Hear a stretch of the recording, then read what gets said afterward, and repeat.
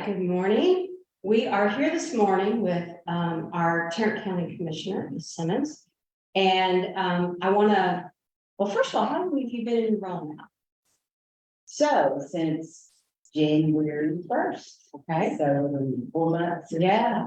Yeah. So pretty new into it. Yes. So what we want to do is we want to learn about who you are. So I want to start with asking you, where were you born and raised? Okay. I was born and raised in Austin, Texas. I am 59. I'll be 60 in August. Ooh. Oh, What day? August 16th. Okay. And I have 2 sons and a niece. So I graduated from high school, of course, and went to college in Denton at Texas Women's University. So growing up, before you get to college, tell me, what are some of the things that stand out to you in those years that impacted you, that still resonate with you today? I think my family, of course, my mother, my parents were married 10 years ago, they divorced. But my dad has always been like, he's never left, like, you know, he's always been there, and they co-parented well.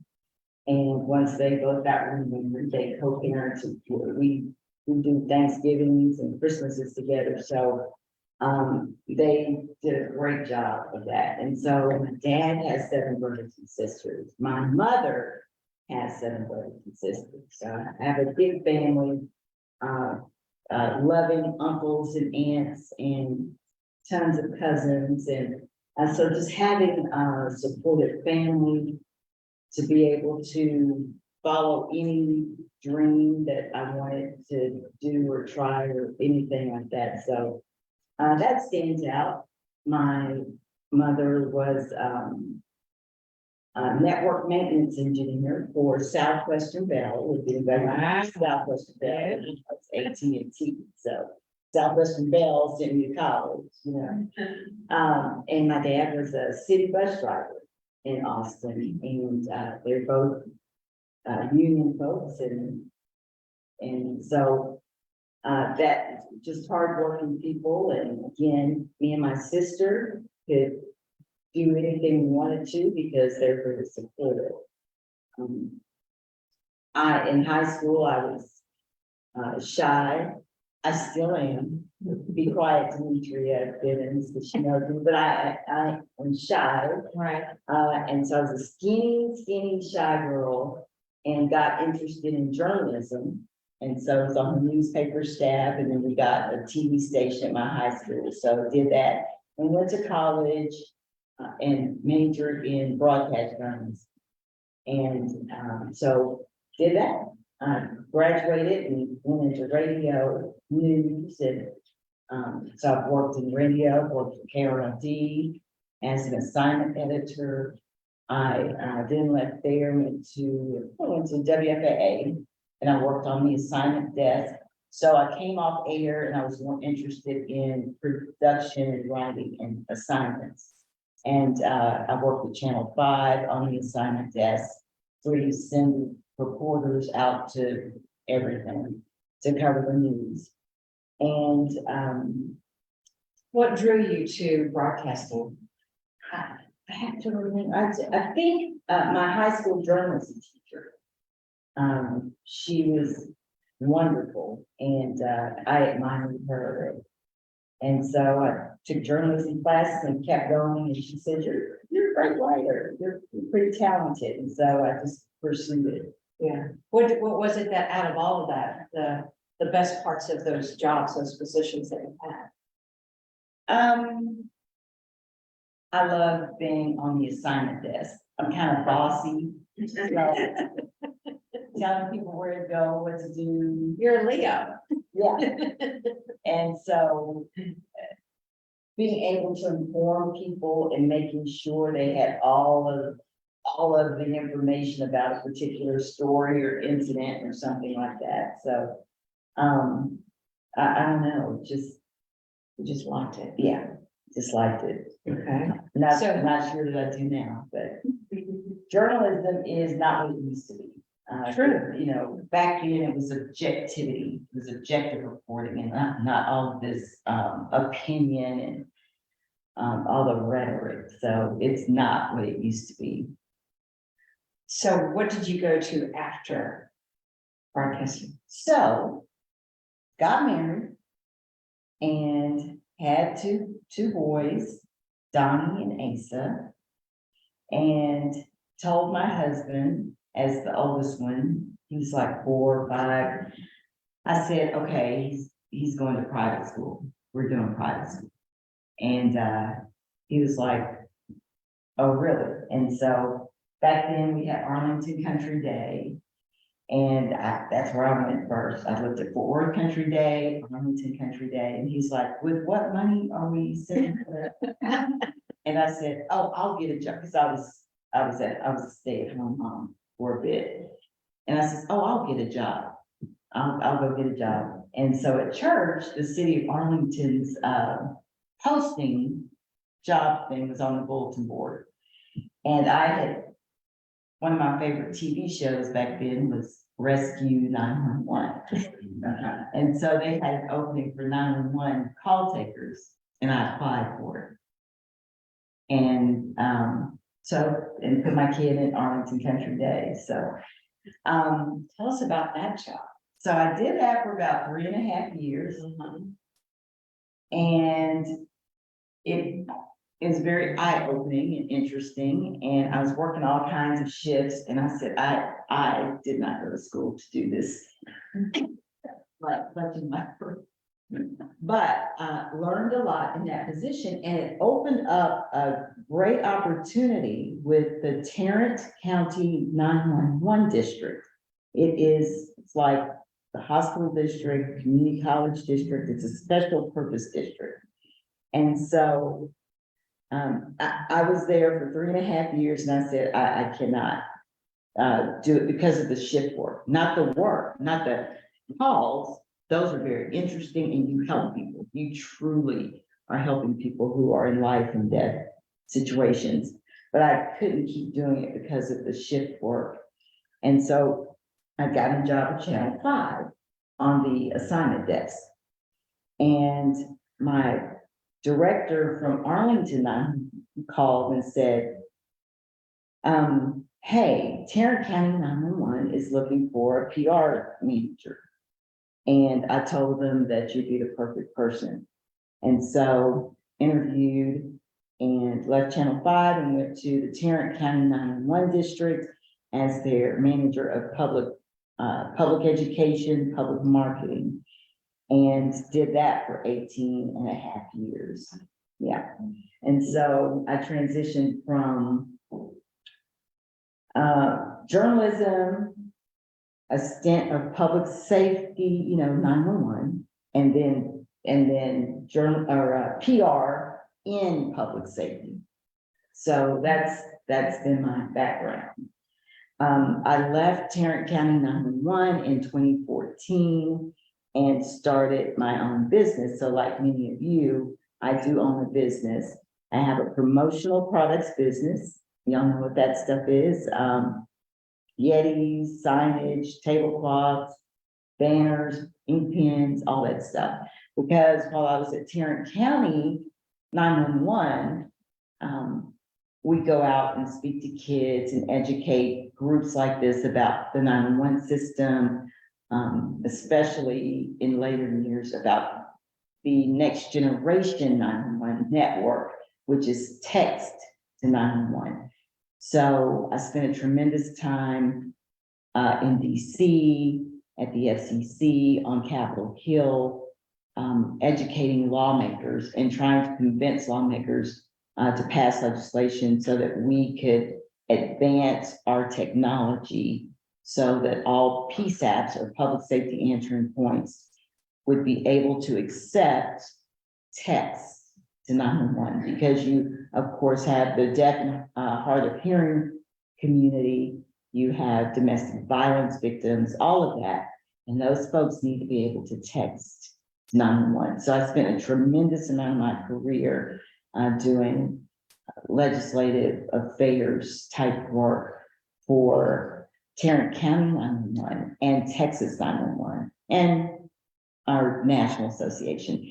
So I was president of the state 911 association, president of the 911 public educators or PR group. So I've had a lot of leadership in 911 and governmental relations, legislative affairs type experience.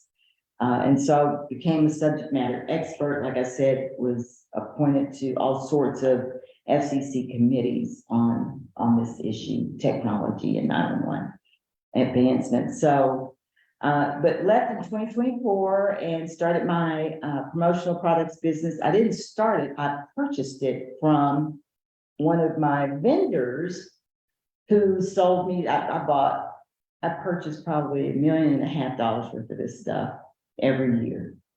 And one day, Debbie Jansen, one of my many vendors, invited me to a promotional products trade show, the ones that you can take your customer to, and they won't be able to see all the pricing. And I was going, oh my God, look at all this stuff. Oh man, wow. And she says, I'm so sick of this crap. I said, what? And she says, yeah, I'm gonna sell my business soon and just go play golf.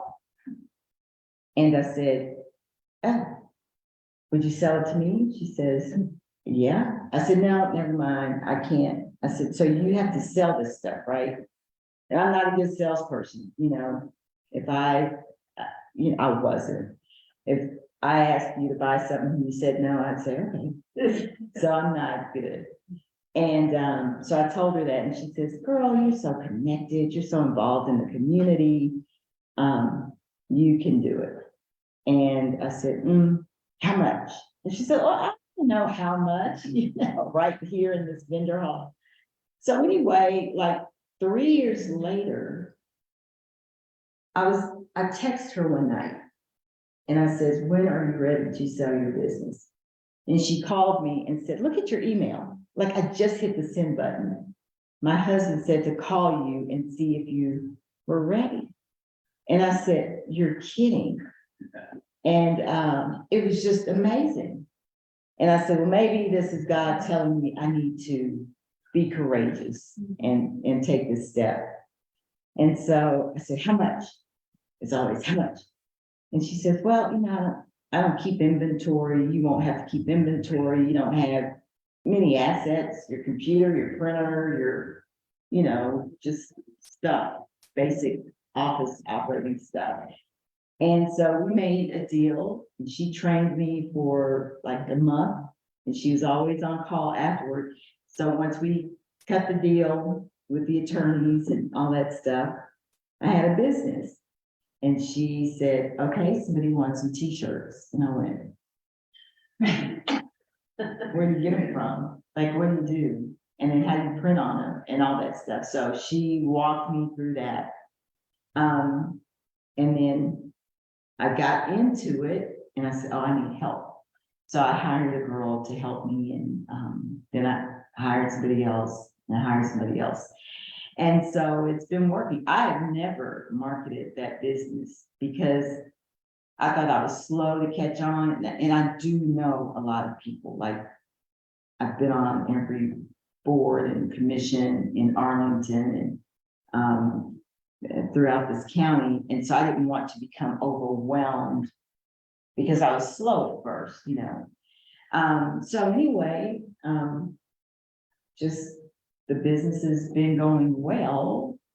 And then I ran for the State House in 2020 against Representative Tinderholt and lost that race. We had 75,000 people vote in that race and I lost by about 3,000 votes. And I said, I'll never do that again. I hate campaigning. I am not that person. And so Commissioner Allen decided not to run again. And the phone start ringing. I said, no, thank you very much. I don't like campaigning. I'll be out here and do what I do. Because I have been the past 10 years president of the Arlington NAACP. And that is a tremendous volunteer job.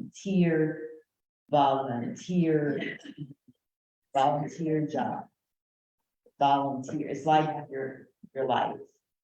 But I have, and I'm not it now, but I will keep saying, I will keep talking as if I'm in, present tense. We do have a new president, but I've always had a tremendously talented board because I handpicked everybody. And they had to have a serious commitment to it and a serious passion for civil rights and public service, community service. And so I'll tell you, we get a ton of calls and emails, and people go to our website and they think everything is discrimination, and it's not. And that's what, when you have an expert board, we can quickly, vet that stuff and direct people to where they need to go. And most of the time, they just don't know where to turn, because you're getting evicted during COVID, that's not a discrimination issue. They just don't know where to turn. And so we have the relationships, where are you at? I can call the director of Arlington Housing and see what we can do for you. Or I can call Tarrant County Housing.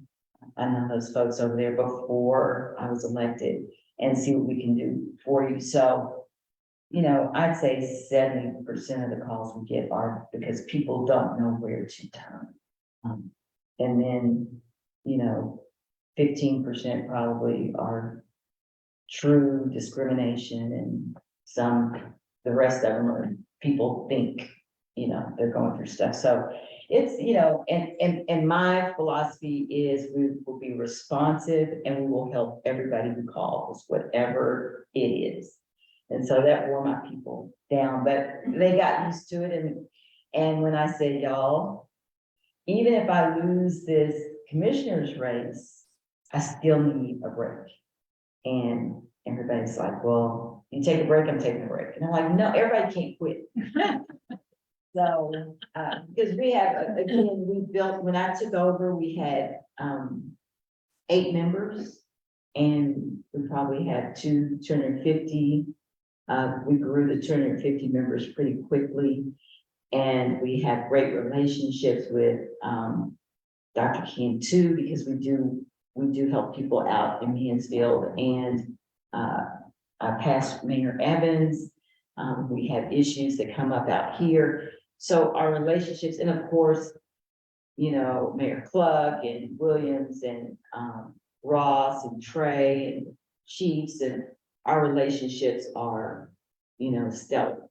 We will bump heads, but our goals are all the same, is to help these citizens, make the city look better, the police department look better.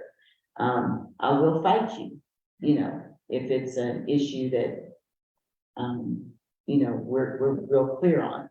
But on my board, I have a host of attorneys, so, and law enforcement executives and so on. So they would never let me or let us get out there on an issue. So it's a very professionally run NAACP. So that has been my big volunteer workload for the past 10 years.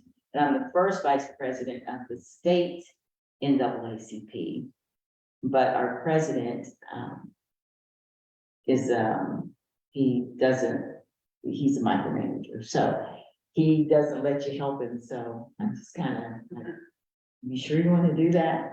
And I've been on the ACLU board, and once you become elected, you have to resign. But that work is a tremendous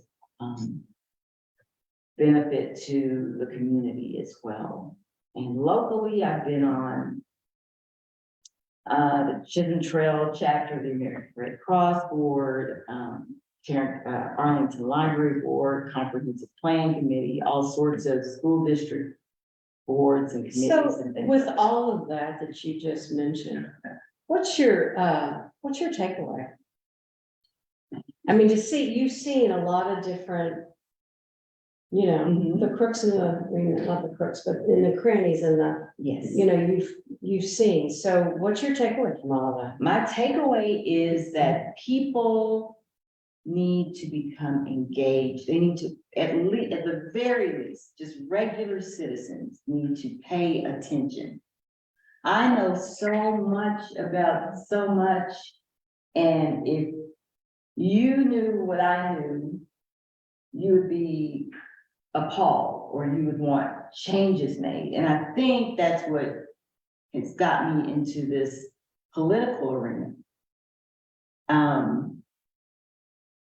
I see so much, when you're meeting with a city manager or police chief on an issue and you delve deep into it. There's a lot of stuff. And if you're not asking tough questions, they'll gloss over it. Politicians will gloss over it. And people don't know what's happening, who's leading, who's running their departments. I'm like, do y'all? So In the county, so I'm just a regular citizen. I have not gotten that, and I don't think I ever will. That politician, I'm not in that mode. I'm a regular citizen. So, but now I'm a commissioner, right? I see, so the inefficiencies in how government is ran. Now, this is a very well-run county. It is a very well-run county. The staff is phenomenal. Fiscally, it's sound. There's not a lot of excesses in this county. But the efficiencies, inefficiencies, and the county judge and I talked about it, and Commissioner Ramirez, we've talked about it. You gotta understand, we're the three new ones. So you got three new folks coming in, 369, 3 sets of eyes, 9 eyes, and so of course, we can't all talk together anymore, but when we, have one-on-one conversations, we just shake our heads at some things I just can't share, but it's like, how, who, when, how does this make sense? And so you got 2 Republicans and a Democrat, and we're scratching our heads about the same things. We see the same issues and deals and problems, internally. What do you feel the challenges are? If you could just nail it down to one thing overall, what would that one thing be, do you think? Oh.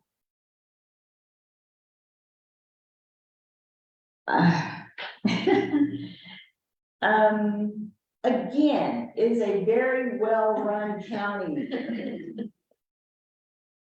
My eyes are new to this, and at the 911 district, which is governmental, quasi-governmental, we operated more like corporation, like a business, and not government. Of course, we didn't have this many employees.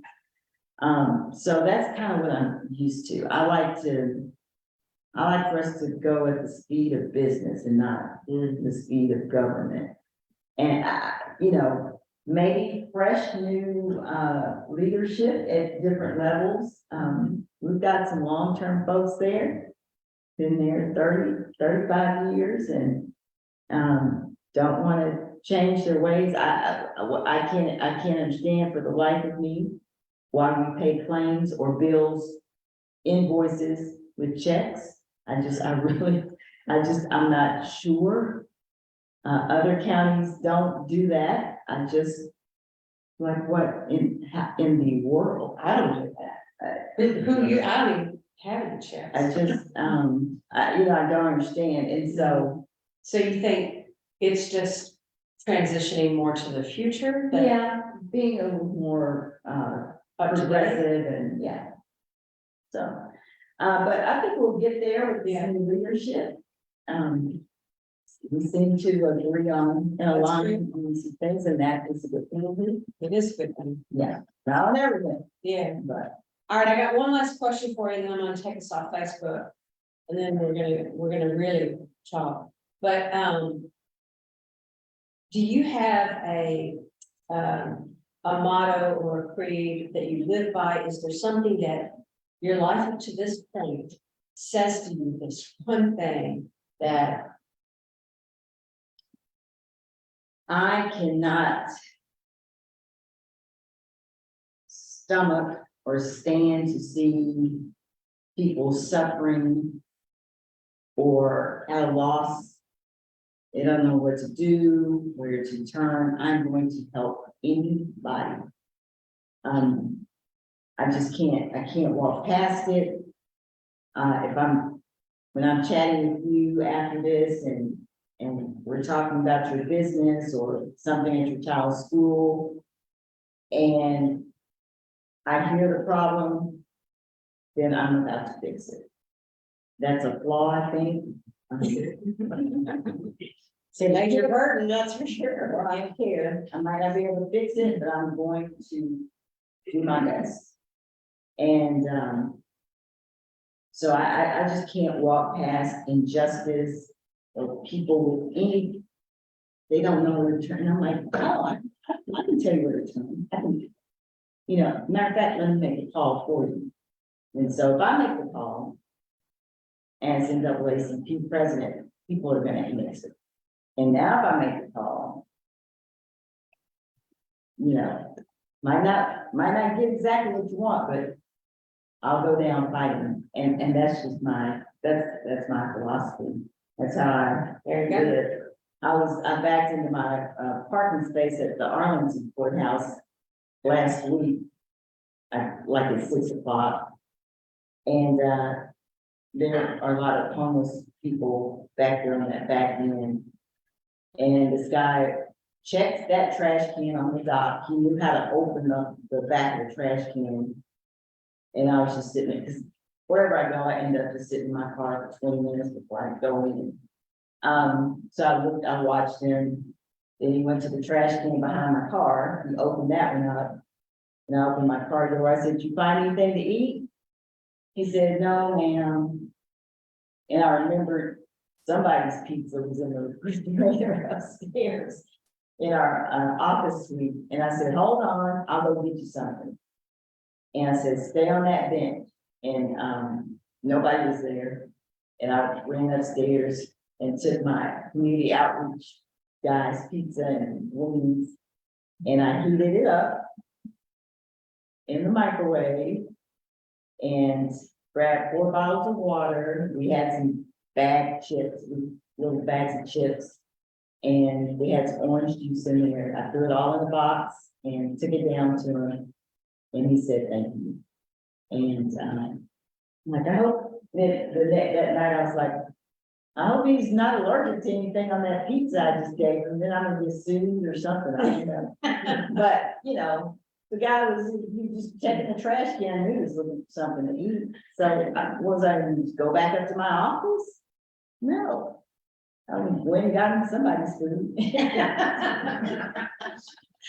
As the next day I said, "Whose pizza was in the refrigerator? I owe you $20."